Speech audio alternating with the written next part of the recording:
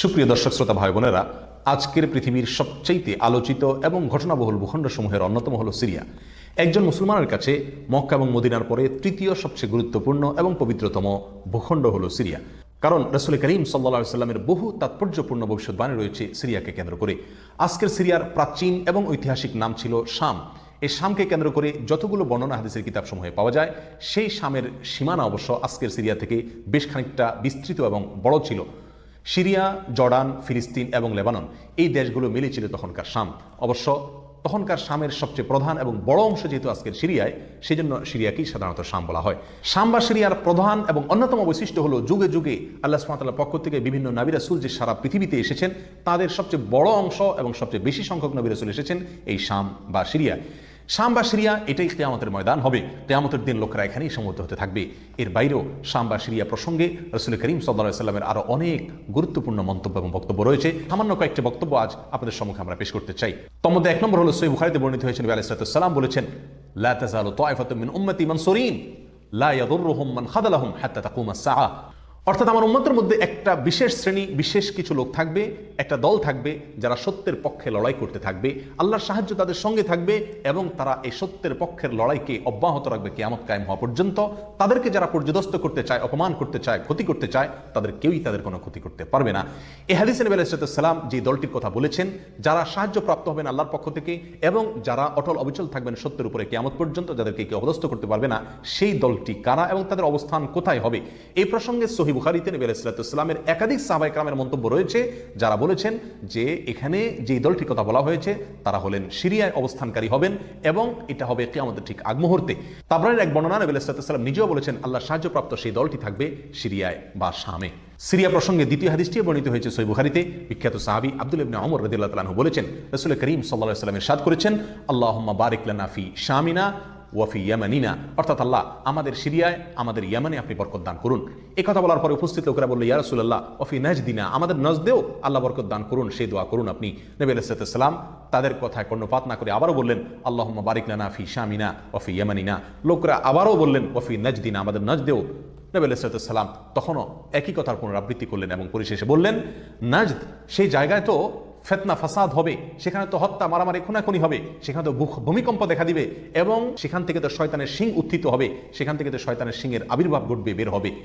এখানে নাজদ বলতে কোন এলাকাকে বোঝানো হয়েছে, এই প্রসঙ্গে মুহাদ্দিসিনে কেরামের বেশিরভাগের মন্তব্য হলো নাজদ বলতে ইরাককে বোঝানো হয়েছে।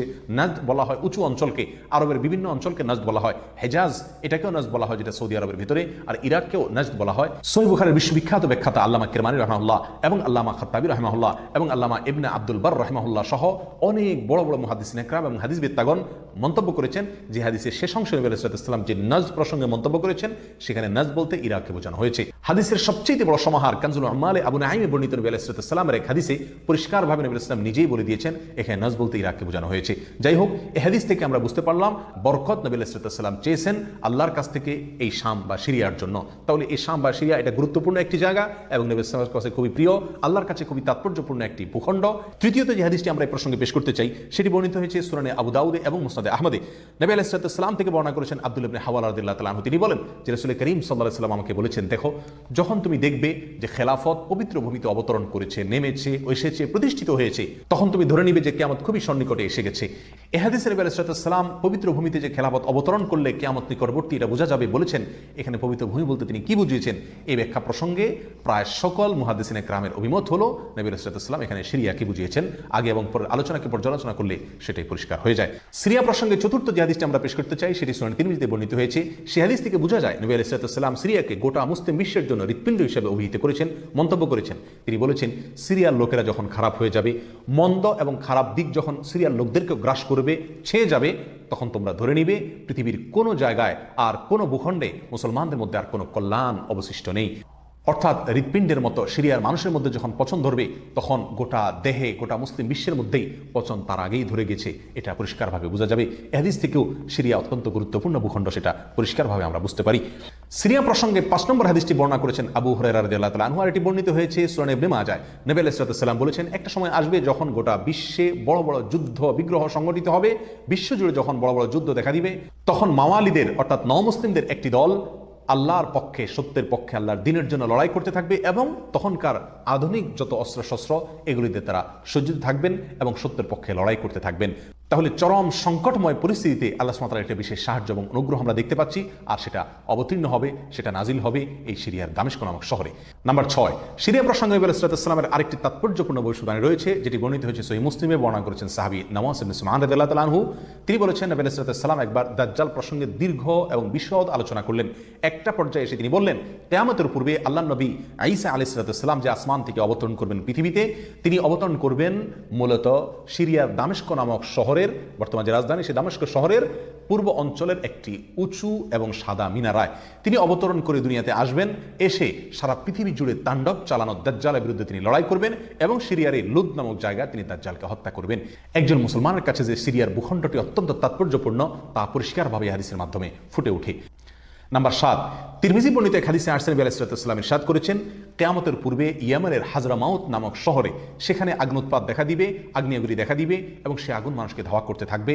সেই পরিস্থিতি আসলে কিয়ামতের ঠিক পূর্ব মুহূর্তে আমরা কি করব, এই প্রসঙ্গে সাহাবায়ে কেরাম নবী আলাইহিস সালামের কাছে দিক নির্দেশনা চাইলে তিনি বললেন, আলাইকুম বিশাম, তোমরা শাম বা সিরিয়ায় গিয়ে আশ্রয় নিবে। অন্য এক হাদিসে আরসেল নবী আলাইহিস সালাম বলেছেন, একটা সময় আসবে যখন 3টা জায়গায় একসঙ্গে যুদ্ধ চলবে, সিরিয়ায় এবং ইয়েমেনে এবং ইরাকে। একজন সাহাবী প্রশ্ন করলেন, ইয়া রাসূলুল্লাহ, আমাকে ওই সময় আপনি কোন পক্ষের হয়ে লড়াই করার জন্য নির্দেশ করবেন? নবী আলাইহিস সালাম বলেছেন, তুমি শামের হয়ে অর্থাৎ সিরিয়ার হয়ে তুমি লড়াই করবে, আর যদি সিরিয়া হয়ে লড়াই করার সামর্থ্য তোমার না থাকে তাহলে ইয়ামানের পক্ষ তুমি অবলম্বন করবে। এই হাদিস একেবারে পরিষ্কারভাবে সিরিয়ার গুরুত্ব এবং তাৎপর্য আমাদের কাছে ফুটিয়ে তুলছে। নাম্বার 8, মুসনাদ আহমদ সহ বহু হাদিসের কিতাবে বর্ণিত হয়েছে, কিয়ামতের পূর্বে যে আগ্নেয়গিরি দেখা যাবে, যে আগ্নোৎপাত দেখা দিবে, সে আগুন মানুষকে ধাওয়া করতে থাকবে এবং সারা পৃথিবীর মানুষকে ধাওয়া করতে করতে করতে একটা জায়গায় একত্রিত করবে, আর সেটি হলো সিরিয়া। নবী আলাইহিস সালামের ভাষায় আরদুল মাহশারি ওয়াল মানশার, অর্থাৎ সিরিয়াই হবে কিয়ামতের ময়দান। কিয়ামতের সময় সারা পৃথিবী থেকে মানুষ সমবেত হয়ে এই সিরিয়াতেই একত্রিত হতে থাকবে। নাম্বার 9, নবী আলাইহিস সালাম আরেক হাদিসে বলেছেন, মালায়েকাতুল্লাহি বাসিতু আজনিহাতাহুম আলা শাম, আল্লাহর ফেরেশতাগণ সিরিয়ার উপরে তাদের ডানাকে ছেয়ে আছেন অথবা ছেয়ে থাকবেন। এই হাদিস থেকেও শাম বা সিরিয়ার গুরুত্ব করে পরিষ্কারভাবে ফুটে ওঠে। নাম্বার 10, এক হাদিসে আরসেল নবী আলাইহিস সালাম তার এক স্বপ্নের বিবরণ দিতে গিয়ে বলছেন যে, আমি একবার শুয়েছিলাম, দেখলাম আমার মাথার নিচ থেকে আল্লাহর কিতাবকে ছিনিয়ে নিয়ে যাওয়া হলো এবং সেটাকে যখন নিয়ে যাওয়া হচ্ছে আমি তাকিয়ে থাকলাম কোথায় নিয়ে যাওয়া হচ্ছে। দেখলাম যে একটা আলোক রশ্মি চলে যাচ্ছে এবং যেতে যেতে সিরিয়ার ভূমি পর্যন্ত সেটা চলে গেল এবং সেখানে গিয়ে অবতরণ করলো। এরপর নবী আলাইহিস সালাম বললেন, আলা ইন্নাল ঈমানা ইযা ওয়াকাআতিল ফিতানু বিশাম, অর্থাৎ যখন সারা পৃথিবীতে ফিতনা ফাসাদ ছেয়ে যাবে তখন ঈমানের ঠিকানা হবে সিরিয়ায়, আর ঈমানদারদের আশ্রয়স্থল হবে, শেষ ভরসা হবে সিরিয়া। সম্মানিত ভাই বন্ধুগণ, এই হাদিসগুলো থেকে পরিষ্কারভাবে ফুটে উঠলো যে মক্কা মদিনার চাইতেও ঘটনাবহুল হবে কিয়ামতের পূর্ব মুহূর্তে শাম বা সিরিয়া নামক ভূখণ্ড। আর সেই শাম এবং সিরিয়াতে আজকে জুলুমের স্টিম রোলার চলছে। সারা পৃথিবীর সবচাইতে বড় কসাইখানায় পরিণত হয়েছে শাম বা সিরিয়া। এখানকার নিরীহ নারী, পুরুষ, শিশু, সাধারণ মানুষ আজ তাদের রক্ত সম্পূর্ণ হালাল মনে করা হচ্ছে। ত্রিমুখী বা চতুর্মুখী লড়াইয়ে আজ সেখানকার মানুষ বলির পাঠা হয়ে গেছে। সারা পৃথিবীর সবচাইতে বড় কসাইখানায় পরিণত হয়েছে। সেখানকার নারী, পুরুষ, সাধারণ মানুষ সকলের আর্তনাদে আকাশ বাতাস ভারী হয়ে উঠছে। জালেম অত্যাচারীদের জুলুমে সেখানে রক্তের গঙ্গা, রক্তের বন্যা আজকে বয়ে চলেছে। আল্লাহ সুবহানাহু ওয়া তাআলা আমাদেরকে ক্ষমা করুন। আমাদের অক্ষমতা, আমাদের অপারগতা, আমাদের অলসতা, আমাদের উদাসীনতা, আমাদের দায়িত্বহীনতা এর জন্য না জানো আল্লাহর গজব আমাদের উপরে, আল্লাহর আযাব না যেন আমাদের উপরে নাজিল হয়। আজ সারা বিশ্ব বিবেক নীরব হয়ে আছে, মুসলিম বিশ্ব পর্যন্ত নীরব দর্শকের ভূমিকা পালন করছে। আপনার আমার মতো সাধারণ মানুষ আজকের বিশ্ব ব্যবস্থা আমাদের হাত পাকে একরকম বেঁধে রেখেছে, আমরা তাদের পাশেও দাঁড়াতে পারছি না।